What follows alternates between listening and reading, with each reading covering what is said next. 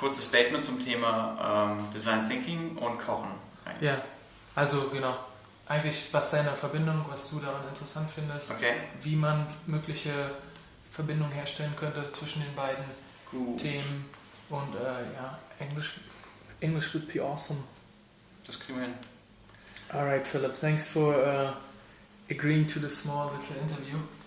Sure. Yeah, would you introduce yourself and tell us a little bit about you? Okay, my name is Philipp. I've been working in management consulting infused with design thinking for the past 2 years, and I've also done some stuff in graphics, so I'm interested in the interface between analytical thinking and creative thinking, and I think cooking is, like design thinking, one of the examples of an activity that uses both extensively. Which brings us to the connections between design thinking and cooking. I really love cooking. I've been doing this for a long time, actually almost on a daily basis. So that's the first thing actually about cooking. Like design thinking, it needs a lot of practice. And only through practice you learn it, so it's something that you learn based on experience. The other thing would be that essentially you start with whatever ingredients you have usually. And as with cooking, you know that if you have a great deal of ingredients or some really great quality ingredients, that doesn't necessarily mean that you will end up with a great product, because it does require a lot of process skill to actually make something great out of stuff during cooking. However, you can also have, say, fairly crap products and you can still make something good out of that. So design thinking as cooking, of course, is dependent on the inputs, but most of all it's dependent on the process that you use to transform these inputs. And that's a very core, fundamental economic concept, as in the transformation of value or the increase of value through a process. So in that sense, cooking to me is a very fundamental activity. Can I ask you a question? What do you cook on a regular basis, or give us some examples? Okay, so for me cooking is more a part of the daily routine than an art.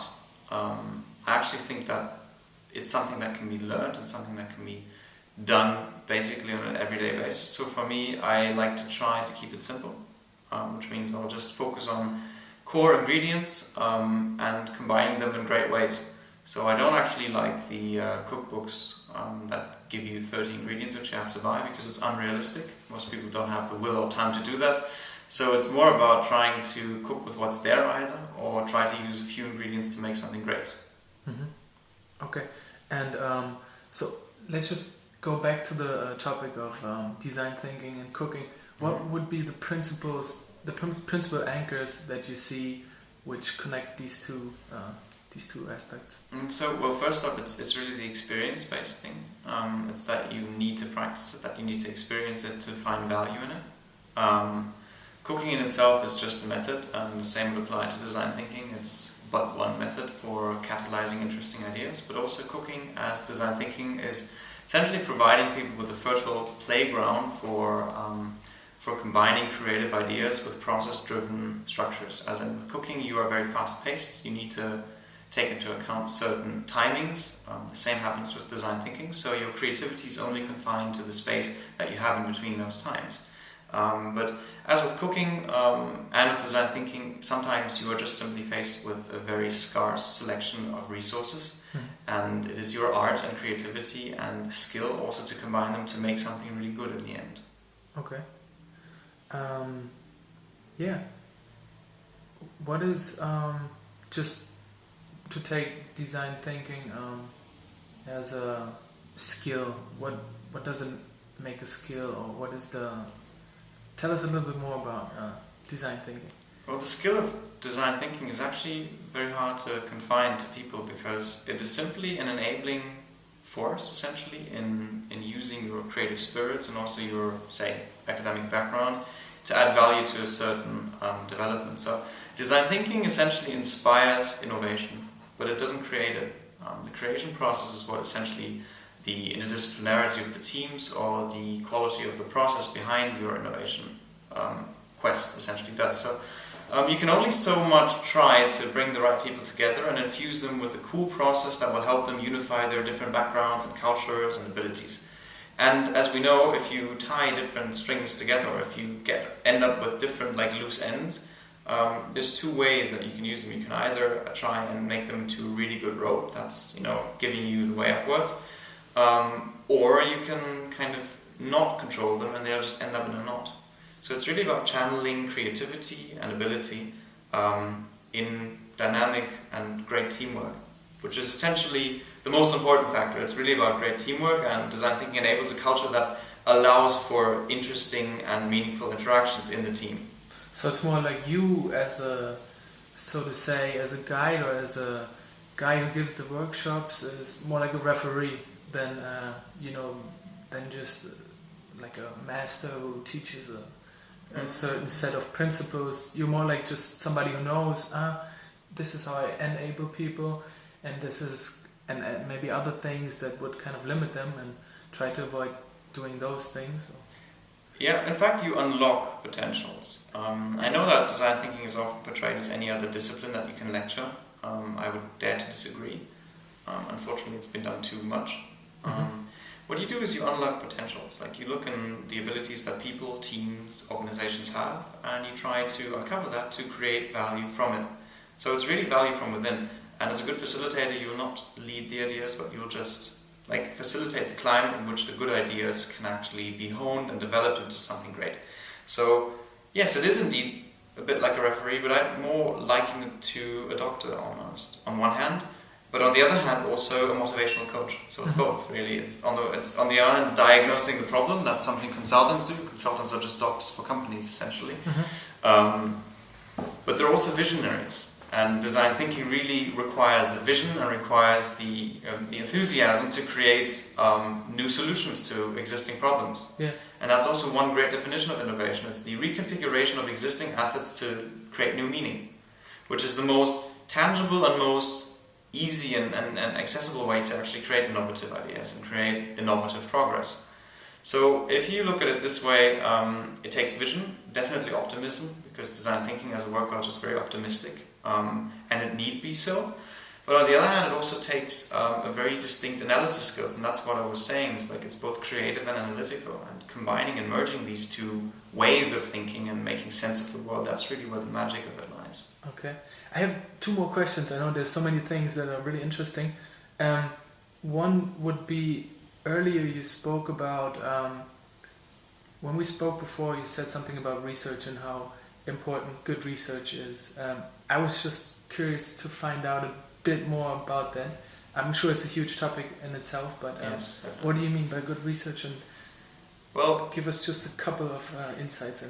There's a misconception about research, essentially as, like, especially market research, as something that you need to do with a lot of people and with a large budget to constitute good research. Essentially, it all starts with qualitative research, in my eyes.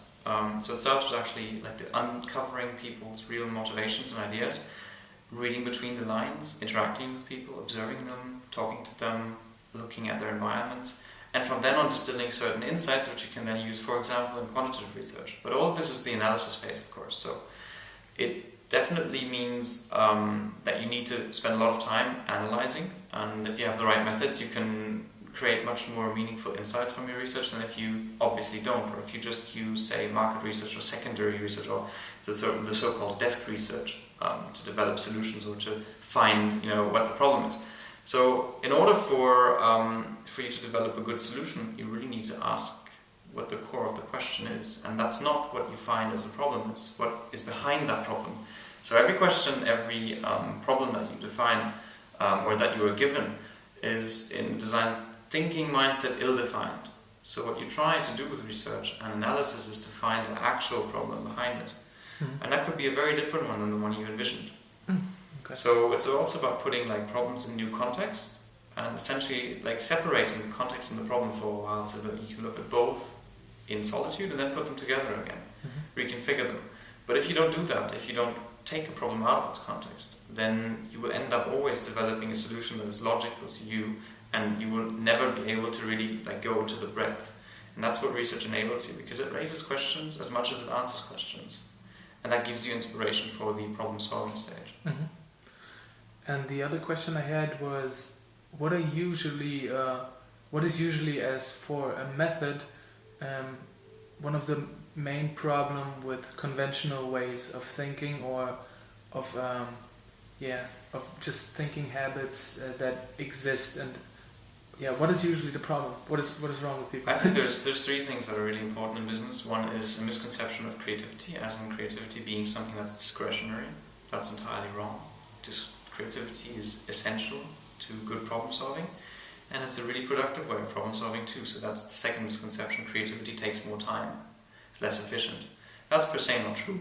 By solving problems the conventional way, as in like seeing a problem and solving it with your own means, you will only go into one way. You will use your logic and your background and your expertise to solve a problem. But you're not actually sure what you're solving in the first place. You're just going with whatever is given to you. By taking that context away and trying to breadthen your scope, you actually not only develop more solutions, but also more meaningful solutions. And that can, ironically enough, lead to faster solution discovery, because you avoid gridlock and you avoid not finding any new solutions.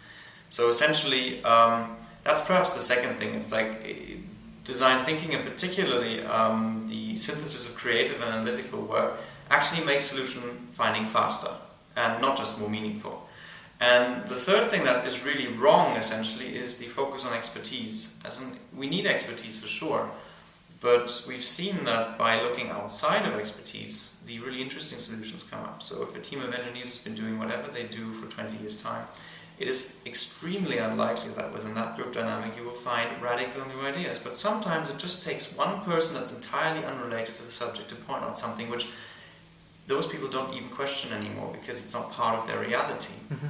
That will completely change and transform the horizon of the problem and the way that a solution is crafted.